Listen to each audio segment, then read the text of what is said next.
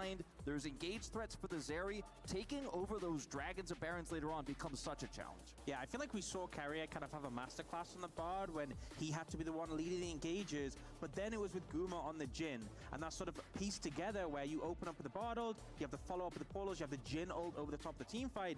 They don't have that as much in the situation, and I think they might struggle to get onto that backline of top esports, and if they don't, they are just going to have a rough time. Well, coaches gonna fist bump here as we get ready to hop onto the Rift for game number 1. I see Tristana and I see that's probably gonna win. That's I keep it relatively simple in my mind. Top Esports probably coming out ahead when it comes to this draft, but T1 have been incredibly creative. Yeah, just 369 walking him down there as Carrier gonna throw a Cosmic Binding in. Not too much else going to happen as 369 is going to jump scare Owner from the brush. That might be he does step on the plants as well. That could really delay the start, but he might have to, yeah, get himself out of here. Is going to be able to do so safely, but sacrifices a whole bunch of his health bar as he makes his way back towards the top side. Was it worth it? And so far, it is control here for Top Esports, as now Faker is looking for a solo kill. He flashes over the damage of the rocket jump, and now the minions are doing so much work. Blood picked up with the help of his friends, and Cream on the board so early. If you don't have pressure in the matchup, that's one thing, but to end up going down here, and you see the level up from Cream, he focuses on that. The stats that come in the extra help and the rocket jump does force Faker to flash away from it, and then he gets enough distance, the bomb and the minions to the wave. He has aggressively. Faker won't have a teleport the next time he needs to come back to lane. Well, Owner is going to look to try and help out here, has double buffs at the ready as he rotates over, walks across a ward though. And Faker looking to try and get some damage down while he can with his jungler in the mid lane. So T1 trying to get back some control, but you can see the gold lead starting to stack up as the magical journey is very short. Cosmic Binding's going to come through still. The flash forward, and Tien is going to help Mako try and lock down this kill onto the bar. There's the last auto, and there's the second kill for Top Esports. So much value coming out, and now Guma is in so much trouble. He has sums, but no one there to help him. This is a really easy dive. Well, let's see what they can actually do here, how clean it's going to be as he dashes through the turret. Mako tanks it up, and it is absolutely free here for Top Esports. The Bard that's just not able to get out of this one. He doesn't have a cleanse. Carrier just caught here in the river trying to spot this out. Tian obviously getting the faster rotation, and there's no way out for Carrier. Guma then just left to dry as the Ashe pushes in the wave to stack this up for a second dive. There's just nothing Guma could do here. And I feel like it's kind of been a hallmark expected for T1. We'll see what they can do to try and mitigate it. This is not necessarily looking good as the Winter's Bind going to connect onto Carrier. Gets himself through the wall with the magical journey, and Owner is walking his way down. Information though with that ward and the Tri-Brush does mean that Top Esports able to walk their way out, and it's measured aggression, but it's as much as they can possibly put in. As speaking of which, Cream in the mid lane is going to get the Valkyrie out of Faker. And it is going to be just a little bit of a wash there, but let's see exactly what's going to happen as Tien moving down here towards the bottom lane once again. Gumayushi gets the dash off, good Cosmic Binding. They're not able to find a follow-up gank this time around. No, the Asher was coming through. Mako committed his heal even, but it sets up for a follow-up, keeps Owner on the bottom side. And then guess what? This is the top side grub control I was talking about here. Tian starts up the first three. Renekton has top side control. Faker's losing the mid lane matchup. You're winning all three lanes. Your objective of choice is going to be those top side grubs. Stacking 3 up already puts Tristana in a great spot, and this puts a lot more pressure on T1 for the second one. Owner coming over here now. Faker rushing over as fast as he can potentially to help contest this, but with the Renekton so close by, it's going to be tough. Looking for a smite. Yep, Tian moving in. There is the smite, so Owner is going to pick up one of them. 369 getting in here. There's the grasping roots as Daisy pops up. And she is going to help out taking this final grub. That is going to be that, 2-1. So T1 at least managed to get that boost of experience there by taking one of the grubs, but this is still a Tristana with a potential 5. When it came to the grubs overall, and with this pressure, you can see bot and mid. They're going to try and make a gank happen, though.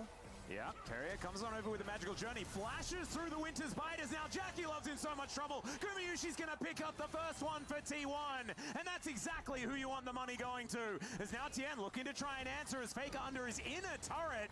That's a very optimistic gank, but they're still going to get so much free time with this outer. They want to get something out of it. Unfortunately, Daisy not going to have the same explosive impact as the ult coming out from Owner. That's how you want to use that. Meanwhile, Oh, Faker. yeah, arrow comes in. Owner is going to turn up, though. They do manage to get the plants out as Cream. He's slowed down, but he's out of turret range, and that is going to be the successful kill onto Faker. Tien sets up the shield onto Cream, who rocket jumps over. He's going to be absolutely fine, and Top Esports still come out ahead. Yeah, it looks like it was going to be really unfortunate there for Top Esports. T1 getting the return play, punishing Jaculov's flash that he burned earlier from Guma.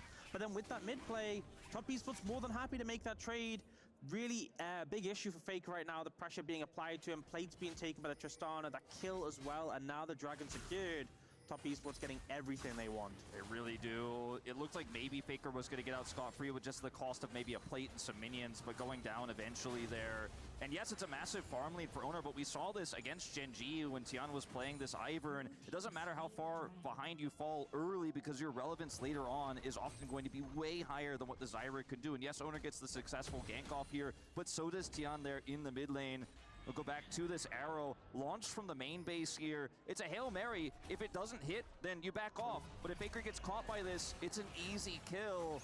Owner trying to shadow this, but unfortunately will not be able to offer anything back. Faker's super frustrated, had the flash up. Here in the mid game. This is not necessarily looking like it's going their way, though, as Zeus fighting with 369. Daisy gets amongst it. She should be able to get a knock up here as the flash comes in. The all-out is down as well, but I think Zeus is going to struggle to get himself out of this. Does get the shield back, but still, he's going to be taken out. Teleport a little bit late here, but it's still coming through as Faker wanting to clean this one up.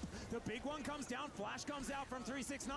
There's another rocket does come on through, but Daisy is just being so frustrating here for the Yordle. Does get the 50 goal, but Tien is still chasing after him. A few more autos. There's the flash. Phosphorus bomb, and it doesn't matter. Tien just gets it. Man, the power of Daisy in that skirmish, and it's just so frustrating to deal with. The constant damage, blocking your abilities.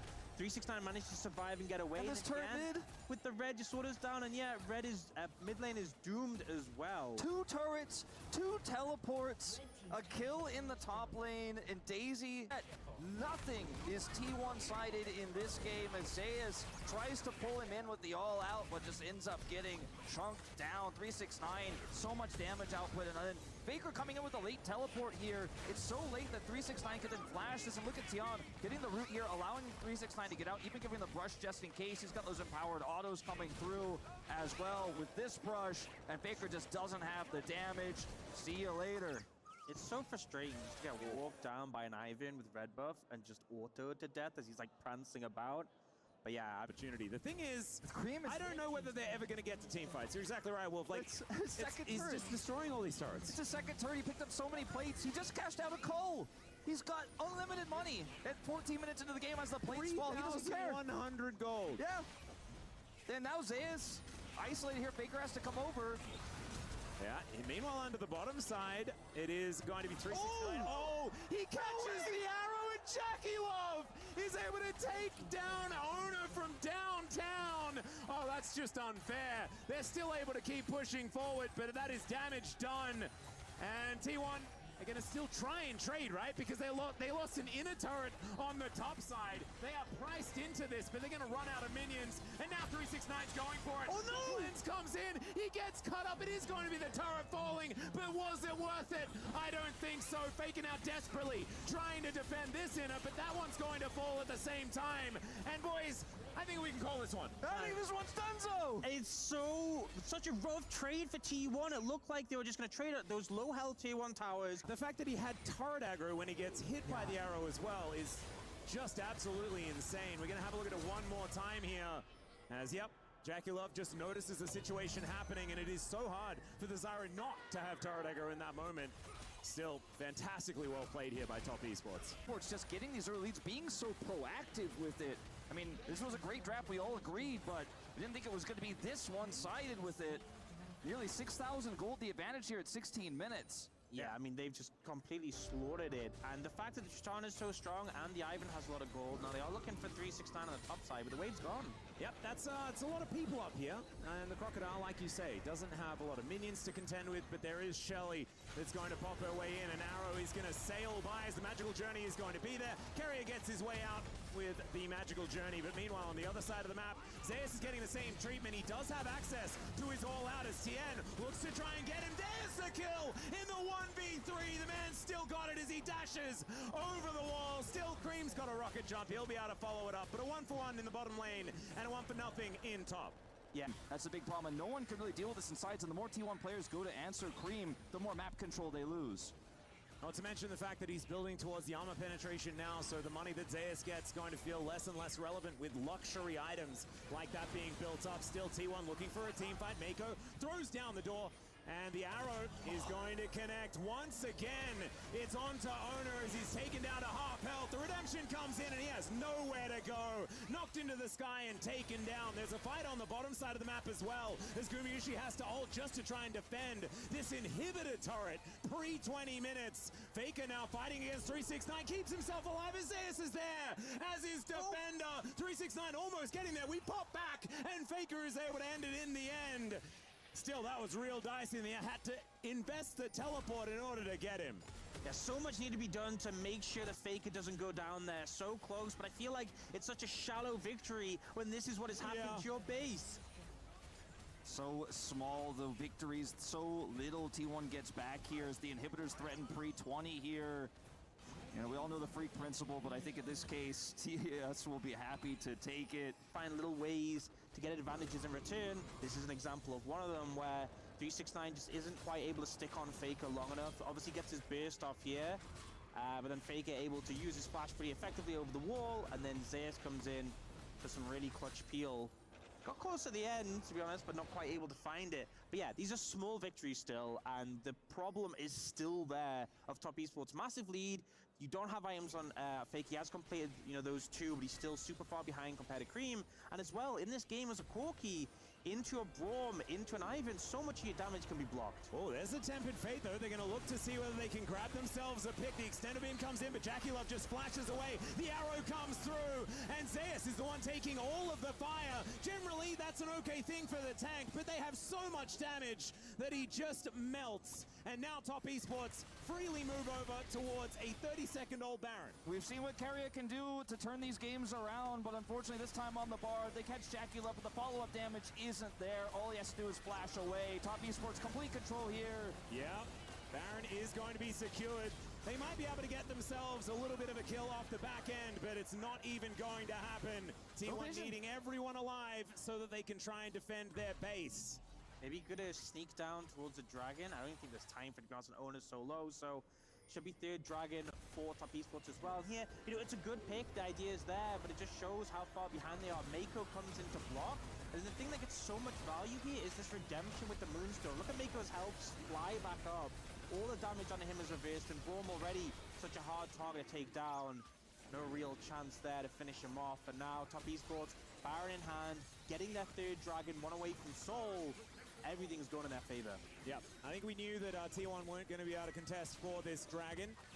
Baron then going to be utilized to push down some of these waves. You can see Faker just trying to deal with the top wave so that that one isn't going to be crashing at the same time.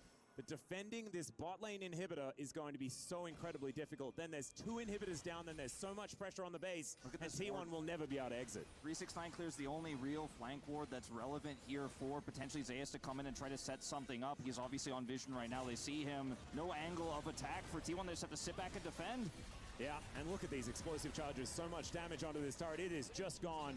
Nothing that T1 can do. They have to completely pull the trigger and fully commit to a fight if they want to try and stop this, as the arrow is going to be carried alongside the Valkyrie, and that will allow Faker to keep himself alive there.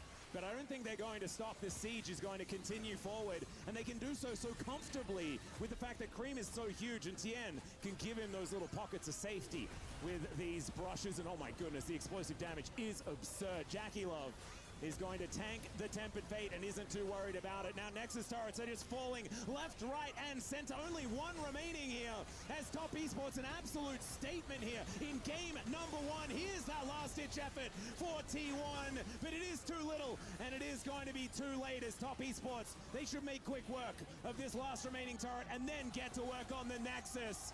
Absolute domination from the undefeated team here at EWC. And is that going to continue? It's what it kind of looks like after this. Yeah, I mean, we definitely had some issues with the draft on T1 side, but in terms of gameplay, this was such a massive advantage.